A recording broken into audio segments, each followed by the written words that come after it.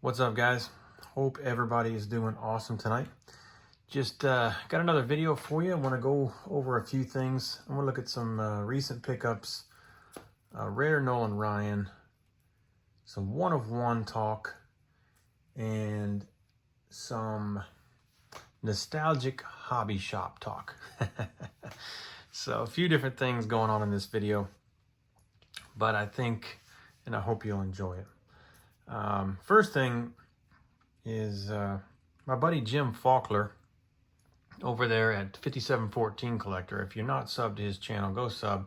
He is a super nice guy. Fellow Nolan Ryan collector. He has all kinds of stuff. It's amazing. He was showing the other day these pocket schedules with Nolan Ryan on them, the Rangers pocket schedules from '92. I don't remember if I ever had one of these, but it's big text with the Texas flag. So I had to get one of these things. Of course, it folds out into the '92 schedule for the Rangers. But he was talking about how there's a bunch of different backs, and he had a few different backs there. One of them he didn't have, but when I discovered it was one of the backs, I had to get it. This is the Dr. Pepper back. So I think it's super cool. I loved Dr. Pepper. That's my main choice back in the day. I don't really drink sodas anymore, but back in those days, this was my drink. So remembering back then, Nolan Ryan actually pitching still, and the Dr. Pepper days. I remember my good friend Matthew, I always talk about, his dad would sit us down in the back room, me and him, and do what he would call Dr. Pepper talk. And we would sit there and drink Dr. Pepper, and he'd tell us life lessons. So something I always remember. But yeah, that's a big Texas flag Rangers schedule. It's kind of like an oversized card, so I really like that. So thank you, Jim, for cueing me in on that. That's pretty cool. This next thing is an oversized die cut card. This is from Upper Deck, but it's from 1997.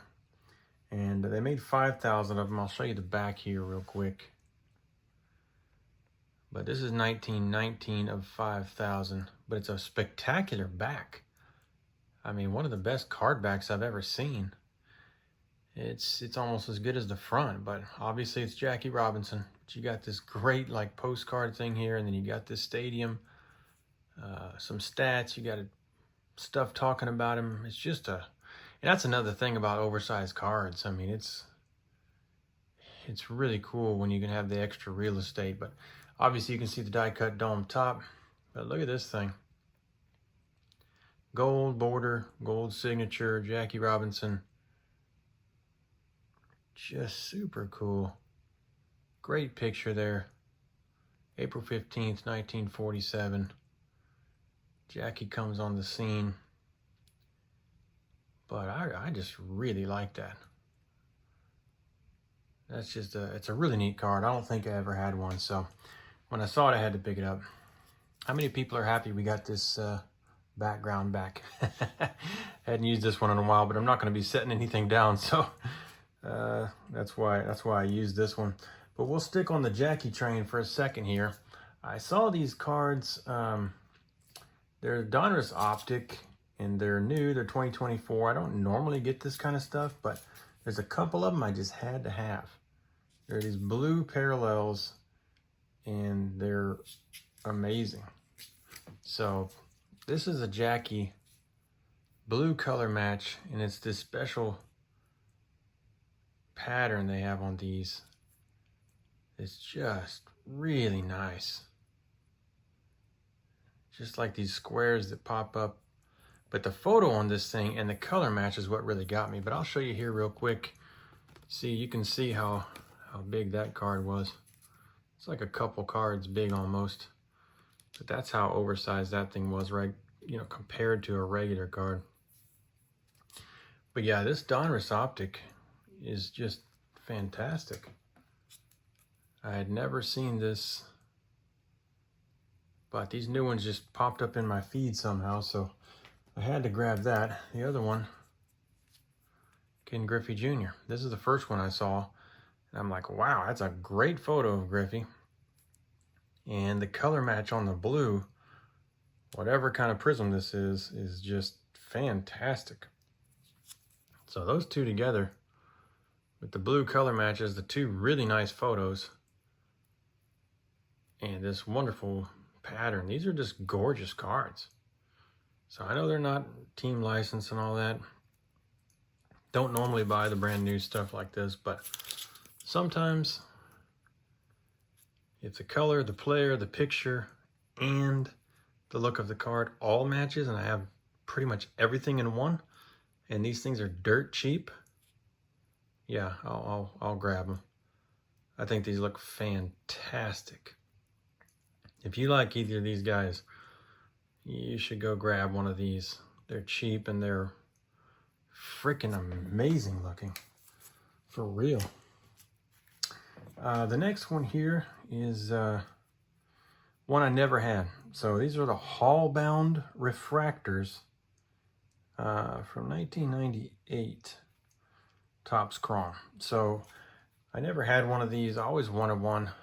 Saw a copy that was pretty nice of this Ripken. It wasn't too overpriced. During the pandemic, a lot of this stuff got out of hand, but this is the refractor version. And check that out. So you got the Hall of Fame in the background there. Hall bound, and of course he made it easily. No problem. But you got that light kind of beaming down. But there's regular ones, but these refractors are spectacular. Look at that shine. That rainbow shine. But I just like the pose. I like everything about this one. So I went ahead and got the Ripken. Just too cool. I hadn't had a Hall-bound refractor. So went ahead and picked that one up. This next one I already had. And ironically, they're sequential. But this one came up and I had to get this one. So this is the one from the Upper Deck Century Legends from 99 that I showed the other one the other day that I had, but this one is the Sosa. And the foil and the die cut is just super cool. They're serial numbered to 100, but this one is 66 of 100. And if you know, he hit 66 in 98 and I was there when he hit it. So when this popped up, they don't hardly ever pop up at all, any of the 100, but number 66 of 100 popped up. Ironically, the one I had is 67. So I didn't even remember that. I hadn't paid attention to that part. I just knew it was serial to 100. But this, by the way, look how much better they look in these Mag Pros. It's so clear, so amazing. But yeah, so this is, I'll be selling this one, but I just couldn't pass up since I was there for 66, and that was his final one. I had to pick up this one, and I can let the other one loose now. So that's super cool. Very, very happy about that. The next thing is a super rare Nolan Ryan card. And I've never seen anybody talk about this, so I figured I would talk about it. But in 2022, Topps made this. They have a special set they made. And one of the inserts was the Bush Terminal. Now, when Topps was a young company, they ran this building called the Bush Terminal in New York. And they made these insert cards to look like the building, and it's a die cut. So here's the back here. So 2022, that's what it looks like. But if you look up the building, just Google Bush Terminal, you'll see what the building looked like. It looked just like this. And the windows there, but look at that. This thing is numbered to 36. So this is 20 of 36. They only made 36 copies of each guy on these inserts. So it's the Bush Terminal building where Topps used to be housed. And Nolan Ryan himself. Great pose. Die cut card. Only 36 of them. I really, really love this card. I hadn't shown it yet, so I thought we'd look at it tonight, because that's a rare Nolan Ryan that doesn't come up often, and you know, very cool looking card that not a lot of people talk about. But that thing is really, really neat. I really, really do love that one. That's a cool card. Wanted to show something tonight, so I figured we'd talk about one of ones. Now, my luck of pulling things from packs is about like Greg from Midlife. I never had good luck pulling things from packs. Never pulled the it guy, never pulled anything super awesome. But the difference between me and him is I opened about 1 trillion times more product than he did. He opened very, very little and then quit. I used to open cases of cards, and I would build the Bowman Chrome set every single year for a decade. And I would go to my local shop, buy the Bowman Chrome, and I'd buy other stuff. But once the late 90s hit and into the early 2000s, kind of that 97 to 07 range, I was doing the Bowman Chrome set every year, and I would buy a case from my good buddy Greg, spelled Greg, over in Katy, Texas, and I would go there every single month for a Beckett. We'd talk. We had a bunch of friends there. It was a great shop. Of course, I was an adult at that point, and you know, just had some income, and it was just, man, it was the greatest time going to the shop. He always had a big smile on his face. I don't even know if he knew my name all those years. It was he would just be like, "Hey, buddy," and I never knew his last name, but until he passed. But we had the greatest times. So he became a really good friend. And in 2018, he passed. Here's a card here. So this is Greg Solden, and he was my really, really good buddy. Now, this picture was taken for the Houston Chronicle, and they used this for this card for his funeral. But he was a heck of an awesome guy. And the back of this thing tells the whole story. And yeah, he had this thing for 26 years. He said the best customers in the world. He was the greatest, man. He was the friendliest guy, the most helpful guy, just the best shop owner ever. So my nephew is a, grown nephew. He goes there in 2018, and the place is locked. He's looking through the window, and someone ends up coming to the door, and he said, "Where, y'all open? Where's Greg?" And they told him he had passed away. He went bowling with some friends of his, and he had a massive heart attack bowling. And so Stephen called me, and I had a lump in his throat, and he's like, "Dude, Greg is dead." I'm like, I just couldn't even believe it. I had moved from Katy over to Spring, which is a suburb on the complete other side of Houston, so it's an hour away. I didn't make it back hardly at all to see Greg those last few years, which I really, really regret. I used to go play golf with him all the time when I lived in Katy. He was something else. He wanted to get up way before the crack of dawn. He wanted to go golf and be done before everybody else even got there. So we would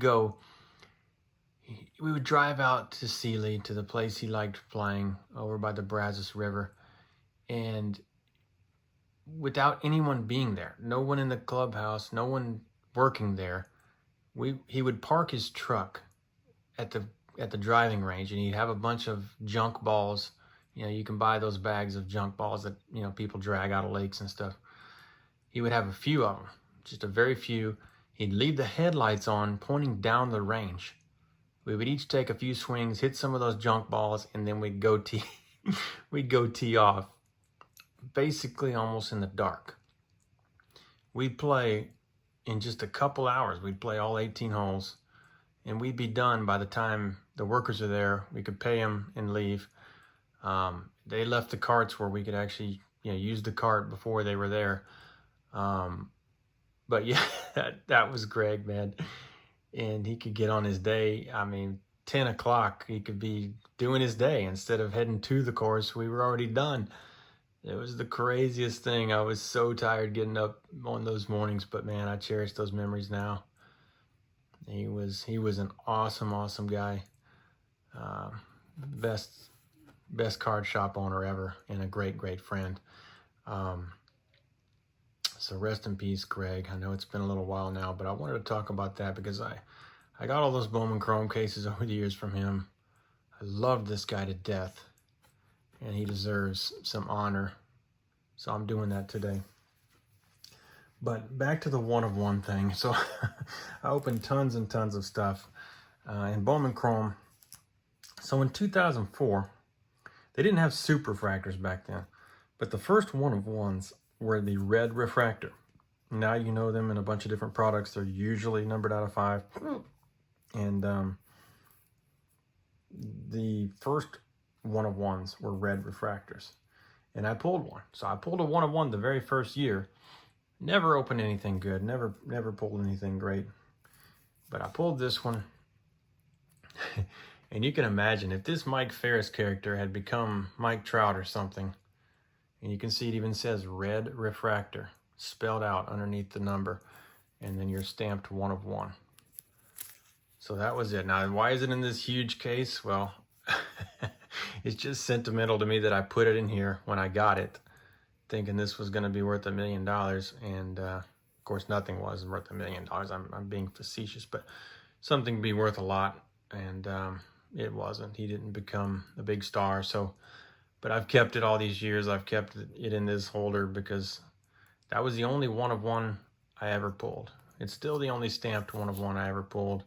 Never pulled a super refractor or anything like that. Of course, I don't really open new product now, but for years, I was busting tons of this stuff. Absolutely love Bowman Chrome from the very beginning.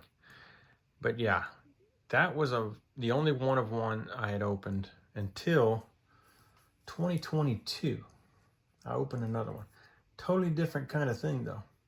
So in 2022, there's a Topps Gallery. And it's a cool product. There's a lot of old players in there. There's a lot of different kind of canvas looking things and stuff. Here's kind of a 2022 Topps Gallery card of Ryne Sandberg. So that's the standard one.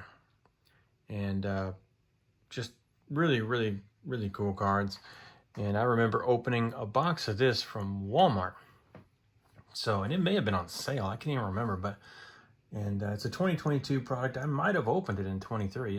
It might have been 22, but one of those 2 years I opened it and I pulled out a 1/1. And it's this one right here. So this is an artist original signed by the artist. There's only one of these because this is actually the piece of art. And it's fantastic. And it's my guy, Ryne Sandberg. We've been talking about him a lot lately. But look at that. Original art. He drew this on this piece of cardboard. This is not a reproduction. He signed the back. The artist signs the back of these. But there's only one of them because this is the piece of art. So it's a true 1/1. Other 1/1s is the same image on a bunch of cards and they just make them different colors, all that kind of stuff. A la that red refractor. But this thing, there's only one of, period. And some of these art cards look goofy. This guy made an awesome piece of art. Rhino looking awesome there. I love the style of art this guy used. But I pulled this out of a pack in 2022 and I was blown away. I couldn't even kind of believe what it was at first. But that's it. 2004 and 2022, the only 1/1s I've ever pulled. But that is a true 1/1. That's a true 1/1 piece of art right there. Fantastic. Absolutely love that thing. But my buddy Greg Solden, I bought these chrome cards for years and a bunch of other stuff from him. What a great friend. But shops back in the day, you know, that was my adult days of shops. But when I was younger, and me and my dad, he was taking me to shops. First one I ever went to, we lived in Waller, Texas. They had a little flea market there. And there was a guy named Stub. And we we used to make fun of him because he had, you know, nose hairs all sticking out. He was really unkempt.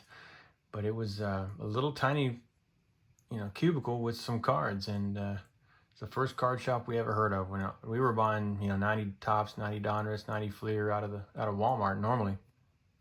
But finding out that there was a card shop and he had singles and different stuff, and, you know, and then there was a place in Belleville called the Stolen Base, and that guy's last name was Presley. And then there was a guy that took a shine to me over in Brenham. He was actually a pitcher, and he was trying out for the major leagues. He had a scouts card in there that had come there to try to watch him pitch, and but his name was Jazz Brown. That was his nickname. But really, really cool. I ended up being able to catch for him out back when he was warming up. But he had this really cool card shop. Bought a lot of stuff there. That's where I have a lot of good memories between those two shops. And then down in Houston, there was Howard Lau's Houston Sports Connection. I think that might still be there. It might be one of the survivors, but everything else has been gone for decades. And I think Greg would still have his shop if he'd have been still alive. I don't think he ever would have stopped. Everybody loved him. Everybody supported him. He wasn't going anywhere. But there was a place called Jim G. Mateo's Sports Cards Unlimited. Fantastic shop. They had something called Midnight Madness one time. Me and my dad went there. They opened at midnight, and they had coffee. And supposedly his brother was, you know, famous for his coffee. He made good coffee, and there's coffee and donuts. So at midnight till like 2 o'clock in the morning or something, they opened up with this Midnight Madness. They had a bunch of sales going on, drinking coffee, eating donuts, looking at baseball cards with your dad in the middle of the night. I mean, is anything cooler than that?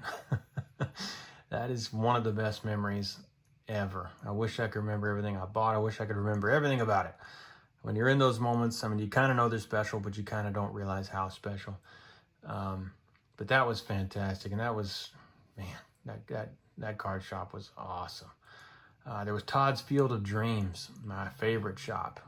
Todd and his dad named it after Todd. He opened it because of his son.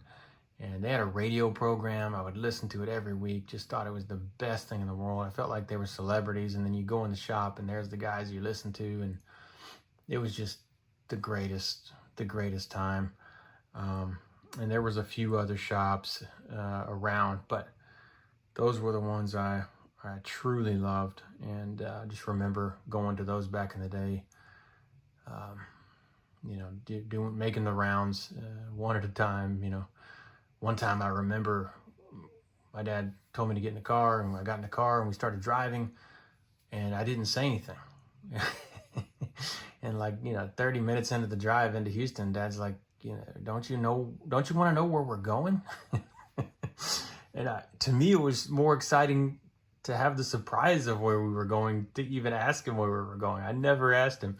But we were going to one of the card shops to pick up something. I can't remember exactly what it was. But one of these card shops we were headed to because there was something he knew that I wanted. And he was in it for me. You know, he wasn't a collector, but he was in it for me. And we spent a lot of time together through those few years that I always talk about being magical. You know, him taking me around to the card shops. Eventually I was old enough to drive, but I still love going with him. But yeah, I'll never forget that. I didn't ask him where we were going. We were just driving somewhere, and I knew it would be awesome and fun. So the best years of my life, man. I'm telling you, from 90 to 93, somewhere in there. Literally doesn't get any better than that. But rest in peace, Greg. And there's my one of ones of all time. I've only pulled 2 ever. And I wanted to share that rare Nolan Ryan and those recent pickups. And I really appreciate you guys watching this and hearing me out here and looking at some of this stuff. And I appreciate everything you do. Thank you for subbing and watching and commenting and stuff. It makes my day when you leave a really nice comment, believe me. But you guys take care, and I really appreciate it. And thank you so much. We will see you on the next one.